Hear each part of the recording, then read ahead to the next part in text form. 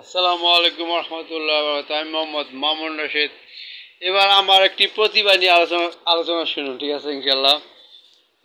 দেখেন, অনেকে ঝালমুড়ি বেছে না, যেগুলো যে ফেরি ফেরি করে প্রাইমারি স্কুলের সামনে বা বাজারের সামনে, এই তিন রাস্তার মোড়ে, গ্রামে গ্রামে ফেরি ফেরি করে এই রাস্তার মোড়ে এখানে সেখানে ঝালমুড়ি বেছে না। কিন্তু ওটা কিন্তু যারা শিক্ষিত তারা কিন্তু এটা করে না। কিন্তু বলতে পারেন যে আমি বিক্রি করি, বিক্রেতা, তাই আমি যদি আমি আমি যদি ঝালমুড়ি, আমাকে যদি কেউ ঝালমুড়ি বেচতে বলে, তাহলে আমি কি মানবো এটা?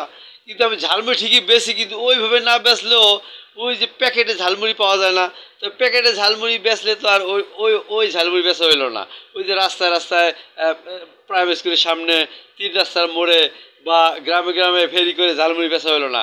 অর্থাৎ ওই প্যাকেটে ঝালমুড়ি বেচা হইলো ফ্যাক্টরি তৈরি হয়, প্যাকেট করে ফ্যাক্টরি থেকে পাইকারি দরে বিক্রি করে আনলাম, আমার দোকানে আনলাম, দোকান থেকে ঝালমুড়ি সবাই কিনে নিল, আমার দোকান থেকে ঝালমুড়ি প্যাকেট হিসেবে 10 টাকা করে পাওয়া যায়, বা কম বেশি আরও হয়তো প্যাকেটের মূল্য হিসেবে কম বেশি হতে পারে, কোনো সময় 20 টাকা দাম হতে পারে বা 5 টাকা দাম হতে পারে, বা আপাতত 10 টাকা দামে আমি বিক্রি করে রাখি, 10 টাকা দামে ঝালমুড়ি বিক্রি করলাম।